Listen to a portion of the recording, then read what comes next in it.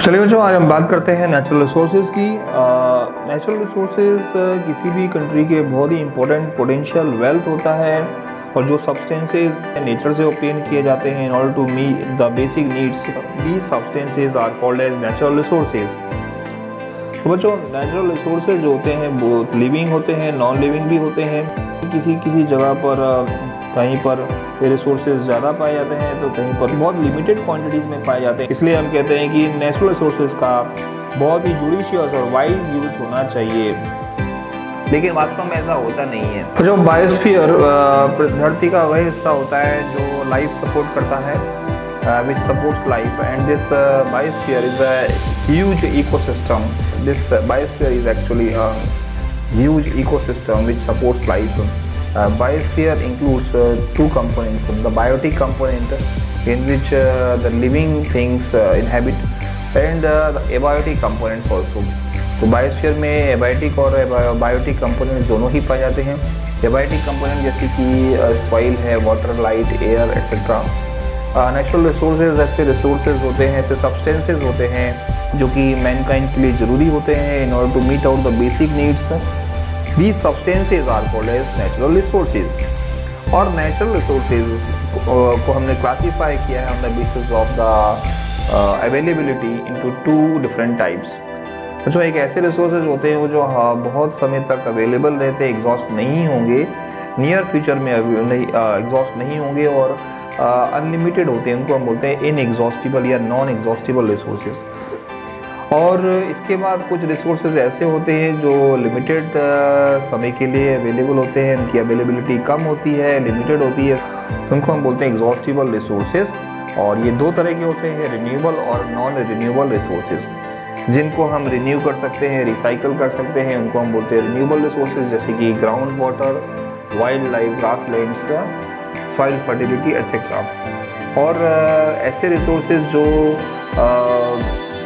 जो रिन्यू नहीं किए जा सकते, दोबारा से रिसाइकिल नहीं किए जा सकते, उनको बोलते हैं नॉन रिन्यूएबल रिसोर्सेज. चलिए बच्चों, इन दोनों डेफिनेशंस के बीच का डिफरेंस जान लेते हैं. ऐसे रिसोर्सेज जो एग्जॉस्ट नहीं होने वाले नियर फ्यूचर में और अनलिमिटेड अवेलेबल होते हैं, इनको हमने बोल दिया नॉन एग्जॉस्टिबल रिसोर्सेज, जैसे कि wind energy, solar energy, hydro power, tidal energy etcetera. लेकिन बच्चों, कुछ रिसोर्सेज ऐसे भी होते हैं अवेलेबिलिटी इनकी कम होती है, लिमिटेड अवेलेबिलिटी होती है, जैसे कोल, पेट्रोलियम.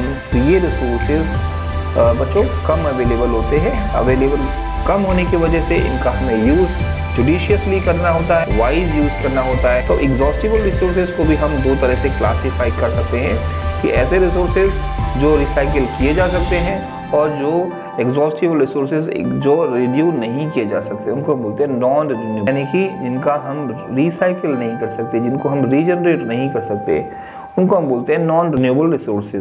ये बात सही है कि हम इनका अगर जुडिशियस यूज़ करेंगे तो इनका हम ज़्यादा लॉन्गर टाइम तक यूज़ कर सकेंगे.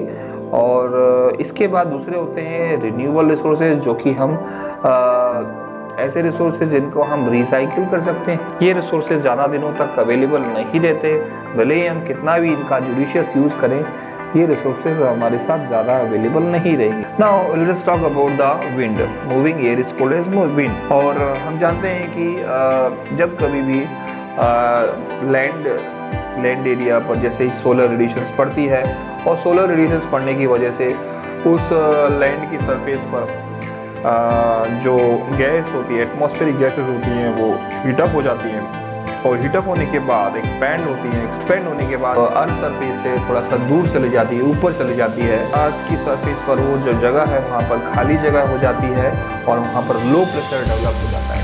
हमेशा विंड का मूवमेंट हाई प्रेशर से लो प्रेशर की तरफ होता है. अगर हम कोस्टल रीजन की बात करें, समुद्र के सरफेस पर जो है जो एटमॉस्फेरिक एयर होती है वो वहाँ पर प्रेशर ज़्यादा होता है. वहाँ पर सन से आने वाली जो रेज है वो कोस्टल एरिया में इतनी जल्दी से हीटअप नहीं कर पाती, यानी कि कोस्टल रीजन की सरफेस पर जो टेम्परेचर होता है, एटमॉस्फेरिक गैस का टेम्परेचर उतना ज़्यादा नहीं हो पाता और वहाँ पर वो गैस बनी रहती है और हाई प्रेशर पर होती है. और यही कारण है कि हाई प्रेशर से गैस लैंड की तरफ मूव करती है ड्यूरिंग द डे आवर. जबकि नाइट आवर्स में इसका उल्टा होता है, अपोजिट होता है, लैंड टू सी होता है। So this is the difference between the convection of currents during the day hours and the night hours. हम देख सकते हैं बच्चों डायग्राम में, जैसे कि हम बात कर रहे थे during the day hours. Day hours में क्या होता है कि जो अर्थ सरफेस की जो एटमॉस्फेयर की जो एयर है वो हीटअप हो जाती है। हीटअप होने के बाद वो अर्थ सरफेस से ऊपर की तरफ उड़ जाती है, अपवर्ड डायरेक्शन में मूव कर जाती है और एक्सपेंड हो जाती है, और वहाँ पर एक स्पेस डेवलप हो जाती है, वहाँ पर लो प्रेशर रीजन डेवलप हो जाता है। जबकि कोस्टल रीजन में सोलर रेडिएशन से एटमॉस्फेरिक गैसेस को हीटअप नहीं कर पाते हैं, यानी कि समुद्र के ऊपर जो गैसेस होती है एटमॉस्फेरिक गैसेस वो इतनी ज़्यादा हीटअप नहीं हो पाती, और नहीं हो पाने के कारण एटमॉस्फेरिक गैसेस जो कोस्टल रीजन में एटमॉस्फेरिक गैसेस होती है वो हाई प्रेशर पर होती है, और हाई प्रेशर से फिर लो प्रेशर की तरफ यानी कि लैंड की तरफ ये ब्रीज देखने को मिलता है, तो हम लैंड ब्रीज कहते हैं ड्यूरिंग द डे आवर्स। जबकि नाइट आवर्स में जस्ट अपोजिट होता है। नाइट आवर्स में जो लैंड रीजन है वहाँ पर अर्थ की सरफेस पर एटमॉस्फेरिक गैसेस एकदम सरफेस पर ही होती है, जबकि कोस्टल रीजन में जो एटमॉस्फेरिक गैसेस होती है वो हॉट हो जाती है और हीटअप होने के बाद वो ऊपर चले जाती है, और वहाँ पर लो प्रेशर रीजन डेवलप हो जाता है। और इसी तरह से लैंड से सी की तरफ ये नाइट आवर्स में डायरेक्शन होता है विंड का। तो इस प्रकार से अनइवन हीटिंग होती है, movement of air due to uneven heating of the air. और जब हम बात करेंगे ब्रीथ ऑफ लाइफ, जिसको हम बोलते हैं air, air is actually a mixture of gases. बहुत सारी गैसेस का मिक्सचर होता है, जैसे कि नाइट्रोजन है, ऑक्सीजन है, कार्बन डाइऑक्साइड, वाटर वेपर, ये सभी गैसेस का मिक्सचर जो होता है ये इसे हम बोलते हैं एटमॉस्फेरिक एयर। और इसमें से एक एयर इनएग्जॉस्टिबल नेचुरल रिसोर्स भी है। एयर एक प्रकार का इम्पोर्टेंट इनएग्जॉस्टिबल नेचुरल रिसोर्स है, और नियर फ्यूचर में ये एग्जॉस्ट नहीं होने वाला है, अनलिमिटेड अमाउंट में प्रेजेंट होता है। और एटमॉस्फेरिक एयर में जो कंपोनेंट्स होते हैं इसमें नाइट्रोजन है 78.9%, ऑक्सीजन का 21%, दूसरे गैसेस का 1% होता है लगभग। लेकिन अगर हम बात करें दूसरे प्लेनेट के एटमॉस्फेयर की, तो जैसे कि वीनस है, मार्स है, वहाँ पर कार्बन डाइऑक्साइड का परसेंटेज बहुत ज़्यादा होता है। 95 से लेकर 97% तक कार्बन डाइऑक्साइड गैस प्रेजेंट होती है। और ये इन प्लैनेट्स में यही कारण है कि लाइफ एग्जिस्ट नहीं करती है, और कार्बन डाइऑक्साइड का जो परसेंटेज है हमारे अर्थ एटमॉस्फेयर में, इसका परसेंटेज बहुत ही निग्लिजिबल है, 0.03% है। लेकिन ये फिक्स्ड होता है इस प्लैनेट के लिए, ये थोड़ा सा परसेंट भी हमारे लिए काफ़ी वैल्यूएबल होता है। ये फिक्स्ड इसीलिए होती है क्योंकि इसका यूज़ ग्रीन प्लांट्स अपना फूड बनाने में, ग्लूकोज बनाने में, फोटोसिंथेसिस करने में इस कार्बन डाइऑक्साइड का यूज़ करते हैं। तो हम ये कह सकते हैं कि ये कार्बन डाइऑक्साइड फिक्स होती है, एटमॉस्फेरिक जो कार्बन डाइऑक्साइड होती है इसका पूरा यूज़ होता है फोटोसिंथेसिस प्रोसेस में। इसके बाद कुछ ऐसा कार्बन डाइऑक्साइड का मेरीन एनिमल्स की आउटर बॉडी के प्रोटेक्टिव शेल्स बनाने के काम आता है, जिनको हम कार्बोनेट से बना हुआ मानते हैं। तो कार्बोनेट्स होता है CO3 नेगेटिव, जो कि कार्बन डाइऑक्साइड से बनता है।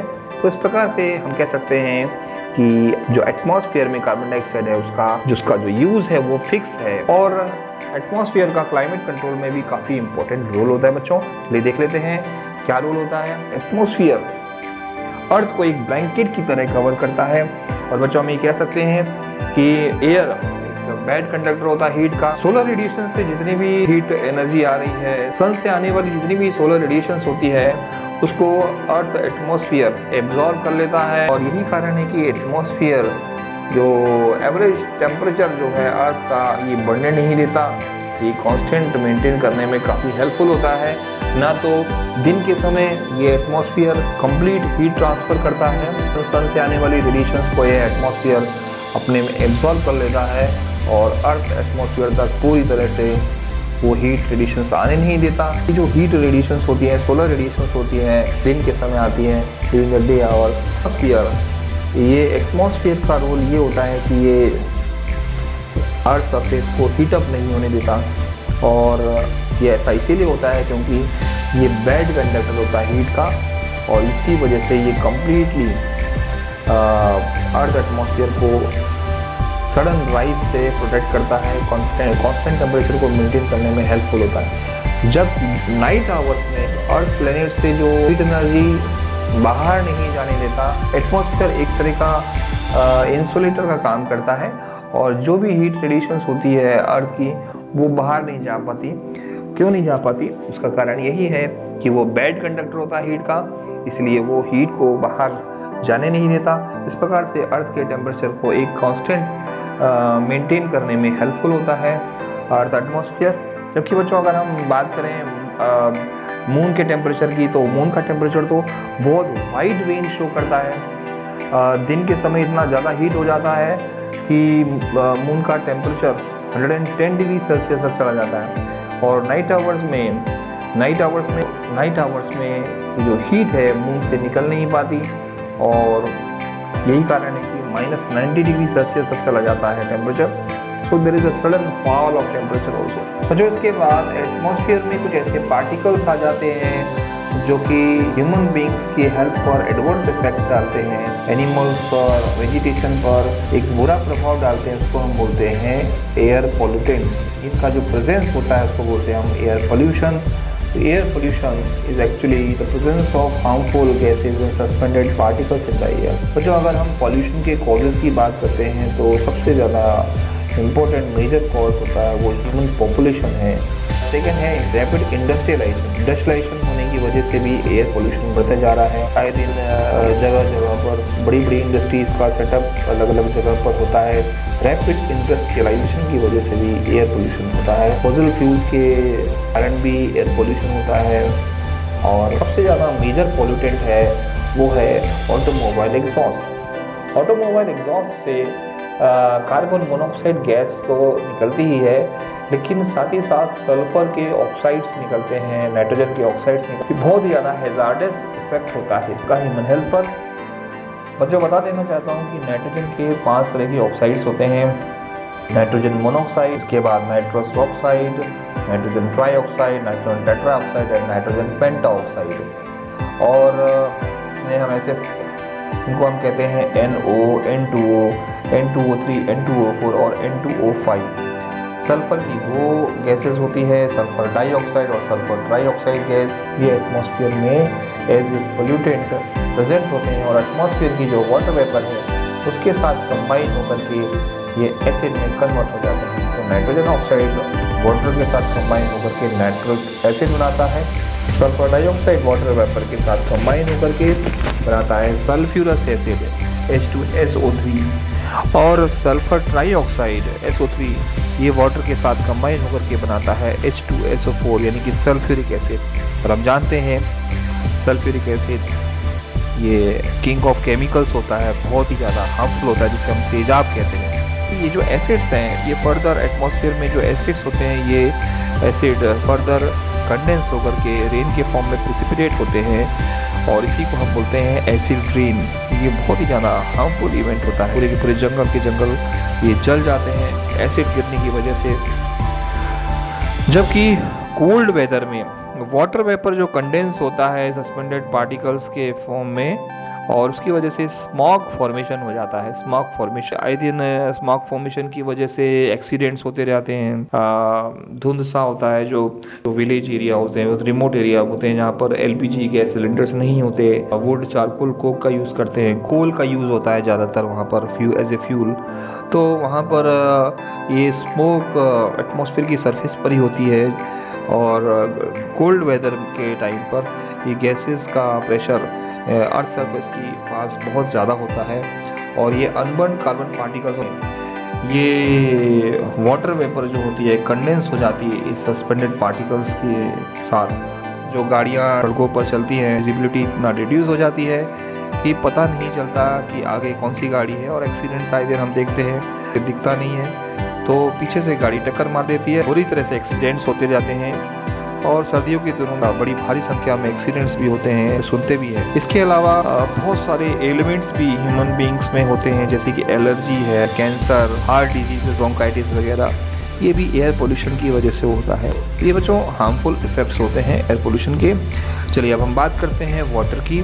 वाटर एक वंडरफुल लिक्विड होता है, एक बेसिक ह्यूमन नीड होता है। ये अर्थ का 3/4 पार्ट, लगभग अर्थ सरफेस का 75% हिस्सा पानी होता है और इसमें से लगभग 97.5% जो होता है ये समुद्री पानी होता है, समुद्र में, ओशंस में पाया जाता है, जो कि बहुत ज़्यादा एल्कलाइन होता है, जो पीने के योग्य नहीं होता है। जबकि इस 75% का 2.5% जो होता है ये फ्रेश वाटर होता है। और ये फ्रेश वाटर में से भी अगर हम 0.5% निकाल दें तो 1.97% पूरा परमानेंटली फ्रोज़न होता है, पोलर या फिर ग्लेशियल आइस के फॉर्म्स में होता है। जबकि 0.5% जो रिमेनिंग है, ये 2.5% का 0.5% ये ग्राउंड वाटर के फॉर्म में, लेक्स में, रिवर्स में, वाटर वेपर के फॉर्म में, मतलब ड्रिंकिंग वाटर के फॉर्म में अवेलेबल रहता है। ये छोटा सा परसेंटेज होता है, इसीलिए हम वाटर को एक वंडर लिक्विड बोलते हैं। वाटर के इंपॉर्टेंस की बात करें तो बच्चों, ये जितने भी सेलुलर प्रोसेसेस होते हैं वाटर मीडियम में, एक्वस मीडियम में होते हैं, और डाइजेशन के प्रोसेस में वाटर का एक बहुत ही इंपॉर्टेंट रोल होता है। बॉडी टेम्परेचर को मेंटेन करके रखते हैं वाटर। और हम जानते हैं जैसे कि पेड़ पौधे होते हैं, वो अगर उनको पानी नहीं दिया देते हैं तो वो मुरझा जाते हैं, और उनके बॉडी के टेम्परेचर को, प्लांट बॉडी के टेम्परेचर को मेंटेन करने में, इसके अलावा ह्यूमन बॉडी के टेम्परेचर को भी वाटर मेंटेन करके रखता है, क्योंकि human body is mainly comprised of water. तो हमारे जितने भी सेल्स हैं, फ्लूइड्स हैं, वो सब वाटर की वजह से सर्वाइव हुए, ये वाटर की वजह से ही लिविंग है। और हमारी बॉडी का टेम्परेचर ये वाटर की वजह से मेंटेन रहता है। इसके बाद जितनी भी बायोकेमिकल रिएक्शंस होती हैं हमारी सेल्स में, उनमें जो बायोकेमिकल रिएक्शंस होती है वो उन सब्सटेंसेस के बीच होती है जो कि वाटर सॉल्युबल होती है, इसीलिए भी वाटर बहुत ज़रूरी होता है। इसके बाद कुछ सब्सटेंसेस होते हैं जो वाटर में सॉल्युबल होते हैं, और वो सब्सटेंस एक पार्ट से, बॉडी के एक हिस्से से दूसरे हिस्से तक जाते हैं, तो उनके लिए भी यानी कि ट्रांसपोर्टेशन के में भी वाटर का एक इम्पोर्टेंट रोल होता है। अगर बॉडी का वाटर लेवल मेंटेन होगा then only we will be able to stay alive. इसके अलावा वाटर का इम्पोर्टेंट रोल होता है कुकिंग में, क्लीनिंग में, इरिगेशन में, इंडस्ट्रीज़ में, इलेक्ट्रिसिटी जनरेट करने में। और टेरेस्ट्रियल लाइफ फॉर्म्स होते हैं, वो उनको भी ये फ्रेश वाटर की ज़रूरत होती है, जैसे कि ह्यूमन बींग्स है और भी लिविंग ऑर्गेनिजम्स है, उनको फ्रेश वाटर की ज़रूरत होती है। ये लाइन वाटर का यूज़ नहीं करते। उनके बॉडी से वेस्ट सब्सटेंस है उनको बाहर निकालने के लिए भी ये वाटर का बहुत इंपॉर्टेंट रोल होता है। वाटर में डिजॉल्व सॉल्ट्स होते हैं, ये हमारी बॉडी में बहुत हार्मफुल होते हैं, तो इनको निकालना भी बहुत ज़रूरी होता है। चलिए बच्चों, हम बात करते हैं वाटर पॉल्यूशन की। हम जानते हैं बच्चों की ऑर्गेनिक, इनऑर्गेनिक केमिकल्स का और बायोलॉजिकल मटेरियल्स का जो प्रेजेंस होता है वाटर में ड्यू टू एनी फिजिकल और chemical process, let it be undesirable substance water bodies में प्रेजेंट होते हैं, उसको बोलते हैं वाटर पॉल्यूशन। जैसे कि एग्रीकल्चर में हम आजकल फर्टिलाइजर्स और पेस्टिसाइड्स का यूज़ करते हैं, ये बहुत ही ज़्यादा पॉइजनस सब्सटेंस होते हैं और वाटर बॉडीज़ में जाकर बहुत ही बुरा इफेक्ट करते हैं। बच्चों, हम जानते हैं कि professor MS Swaminathan, who is known as the father of green revolution करने में इनका बड़ा महत्वपूर्ण योगदान था। और ग्रीन रिवॉल्यूशन के समय इन्होंने बताया था फर्टिलाइजर्स का और पेस्टिसाइड्स का यूज़ करना। लेकिन ग्रीन रिवॉल्यूशन के बाद हमने एडवांस्ड एग्रीकल्चर में फर्टिलाइजर्स का, पेस्टिसाइड्स का बड़ी भारी मात्रा में यूज़ करना शुरू कर दिया। और हालांकि फर्टिलाइजर्स और पेस्टिसाइड्स के यूज़ से एग्रीकल्चरल प्रोडक्शन तो बढ़ा है, लेकिन साथ ही साथ वाटर पोल्यूशन भी बढ़ता गया है। बच्चों, हम जानते हैं कि फर्टिलाइजर्स न्यूट्रिएंट रिच होते हैं, एक्सेसिव न्यूट्रिएंट्स प्रेजेंट होती हैं फर्टिलाइजर्स में, प्लांट्स की ग्रोथ के लिए बहुत ज़रूरी होते हैं। लेकिन आजकल जो किसान भाई हैं उनको फर्टिलाइजर्स का सही तरीका यूज़ करने का नहीं आता, और ये प्लांट्स के, यानी कि क्रॉप प्लांट्स के एरियल पार्ट में, एक्सपोज्ड पार्ट में ही छिड़काव कर देते हैं, जबकि उनको जो स्प्रे होता है, जबकि उनको जो छिड़काव करना होता है वो रूट पार्ट में करना होता है। किसान भाई गलत तरीके से फर्टिलाइजर्स का, पेस्टिसाइड्स का छिड़काव करते हैं और क्रॉप प्लांट्स की एरियल पार्ट्स पर ही इसका छिड़काव कर देते हैं। और ऐसा करने से इरिगेशन के समय जब पानी इन क्रॉप प्लांट्स पर पड़ता है तो ये एरियल पार्ट से यानी कि पत्तियों से बहते बहते ये वाटर बॉडीज़ में चले जाते हैं, पेस्टिसाइड्स, फर्टिलाइजर। अर्थ सरफेस की आउटरमोस्ट लेयर जिसे हम अर्थ क्रस्ट बोलते हैं, उसमें मिनरल्स पाए जाते हैं और ये मिनरल्स बहुत सारी प्लांट न्यूट्रिएंट्स प्रोवाइड करते हैं जो कि वेरियस लाइफ फॉर्म्स के लिए बहुत ज़रूरी होते हैं। प्लांट्स में वैसे 16 न्यूट्रिएंट्स की ज़रूरत होती है। इसके अलावा अर्थ की सरफेस पर पाए जाने वाली रॉक्स काफ़ी लंबे समय तक धीरे धीरे टूटती रहती है और इसी प्रोसेस को हम बोलते हैं वेदरिंग। वेदरिंग में फिजिकल, केमिकल और बायोलॉजिकल प्रोसेसेस इन्वॉल्व होते हैं और बहुत सारे फैक्टर्स होते हैं जो सॉइल फॉर्मेशन के लिए रिस्पॉन्सिबल होते हैं, जैसे कि सन, वाटर, विंड और लिविंग ऑर्गेनिजम्स। बच्चों, दिन के समय सोलर रेडिएशंस जो अर्थ पर पहुंचती है उससे अर्थ की सरफेस काफ़ी ज़्यादा हीटअप हो जाती है और इसी कारण से अर्थ की सरफेस पर जो रॉक्स होती हैं वो एक्सपैंड हो जाती हैं, जबकि इसके विपरीत नाइट आवर्स में यही रॉक्स कूल डाउन होकर के कॉन्ट्रैक्ट होती है और इस प्रकार से काफ़ी लंबे समय तक रॉक्स के लगातार एक्सपैंड और कॉन्ट्रैक्ट होते रहने की वजह से रॉक्स में क्रैक्स डेवलप हो जाती है और इसी के वजह से बड़ी बड़ी रॉक्स की छोटे छोटे स्मॉल पीसेस में बदल जाते हैं। इसी वजह से बड़ी बड़ी चट्टानों में दरार पड़ जाती है और अल्टीमेटली ये बड़ी ह्यूज रॉक्स जो होती है ये छोटे छोटे पीसेस में टूट जाती है। दूसरा फैक्टर होता है वाटर। वाटर की वजह से भी सॉइल फॉर्मेशन होता है और वाटर की वजह से सॉइल फॉर्मेशन दो तरीके से होता है।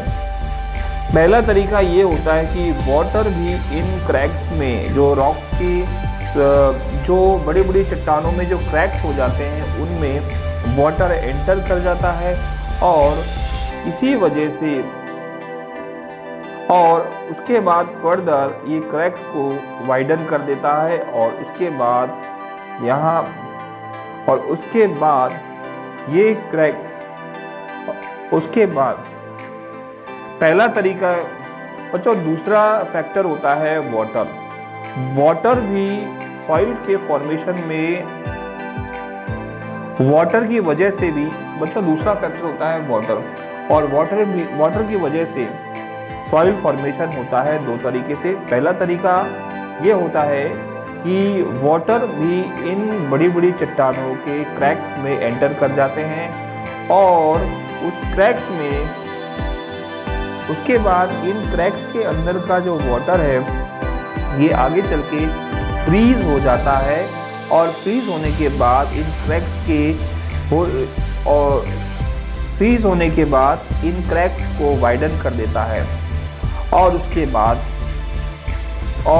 बाद अल्टीमेटली रॉक छोटे छोटे टुकड़ों में टूट जाता है। दूसरा तरीका ये होता है कि फ्लोइंग वाटर भी हार्ड रॉक्स को छोटे छोटे पीसेस में तोड़ देता है और ये प्रोसेस काफ़ी ग्रेजुअल होता है और लंबे समय तक पानी की धार यदि बड़ी बड़ी चट्टानों में पड़ती रहती है तो भी बड़ी बड़ी चट्टानों के छोटे छोटे पार्टिकल्स अलग होने लगते हैं और धीरे धीरे सॉइल का फॉर्मेशन होने लगता है। इसके अलावा विंड भी एक इम्पोर्टेंट फैक्टर होता है सॉइल फॉर्मेशन में। जिस तरह से पानी की धार चट्टानों पर पड़ती रहती है उसी प्रकार से विंड भी लगातार चट्टानों की सरफेस पर टकराती रहती है और उसी टकराहट की वजह से बड़ी बड़ी चट्टानें छोटे छोटे टुकड़ों में टूटने लगती हैं। इसके अलावा एक और प्लांट होता है जिसे हम मॉस बोलते हैं और ये मॉस प्लांट भी रॉक्स की सरफेस पर ग्रो करता है और इसके ग्रो होने की वजह से चट्टानों की सतह पाउडरी हो जाती है और छोटे छोटे पीसेस में टूटने लगती है। कभी कभी हमने देखा है बड़े बड़े पेड़ों की जो जड़ें होती है वो भी चट्टानों की सरफेस पर धंस जाती है, इनके क्रैक्स चौड़े होने लगते हैं और इसके साथ ही साथ सॉइल फॉर्मेशन होने। बच्चों, एक और इम्पोर्टेंट टॉपिक है वो है कंपोनेंट्स ऑफ सॉइल। जैसा कि हम जानते हैं सॉइल बहुत सारे पार्टिकल्स का मिक्सचर होता है जो अलग अलग साइज़ के पार्टिकल्स होते हैं। जैसा कि हम जानते हैं कि चट्टानों से अलग अलग साइज़ के पार्टिकल निकलते हैं और डेड लिविंग ऑर्गेनिज्म जिसको ह्यूमस बोलते हैं या फिर वेरियस माइक्रोस्कोपिक लाइफ फॉर्म्स, इन्हीं सभी के मिक्सचर को हम बोलते हैं सॉइल। तो हम कह सकते हैं सॉइल है, सॉइल का जो टाइप है वो पार्टिकल की साइज पर डिपेंड करता है और सॉइल की क्वालिटी इस बात पर निर्भर करती है कि उसमें किस प्रकार का ह्यूमस है, उसमें ज़्यादा अमाउंट है ह्यूमस का या उसमें कम है। यदि उसमें ज़्यादा अमाउंट होता है ह्यूमस का तो उसकी क्वालिटी अच्छी मानी जाती है। और इसके अलावा जो सॉइल में जो न्यूट्रिएंट्स प्रेजेंट होते हैं वो इस बात पर निर्भर करते हैं कि वो सॉइल हमने किस रॉक से ऑब्टेन की है। किसी भी सॉइल की डेप्थ कितनी है, उसमें कितना ह्यूमस होता है और उसमें कितना न्यूट्रिएंट कंटेंट है। अब कौन सा पौधा कौन सी सॉइल पर कितनी देर टिकेगा यह इस बात पर निर्भर करता है कि उस सॉइल में कितना न्यूट्रिएंट कंटेंट है, उस सॉइल का कितना ह्यूमस है और उसकी डेप्थ कितनी है उस सॉइल की। सॉइल के पार्टिकल्स के अलावा सॉइल की जो टॉप मोस्ट लेयर होती है जिसमें ह्यूमस होता है और लिविंग ऑर्गेनिजम्स होते हैं, इसको हम बोलते हैं टॉप सॉइल। और टॉप सॉइल की क्वालिटी एक इम्पॉर्टेंट फैक्टर होता है कि उसमें कितना बायोडाइवर्सिटी पाया जाएगा। अगर उसमें बहुत अच्छा क्वालिटी का टॉप सॉइल है, किसी मिट्टी में अच्छी क्वालिटी का टॉप सॉइल है तो उसमें बहुत ही अधिक मात्रा में बायोडाइवर्सिटी पाए जाने की संभावना होती है।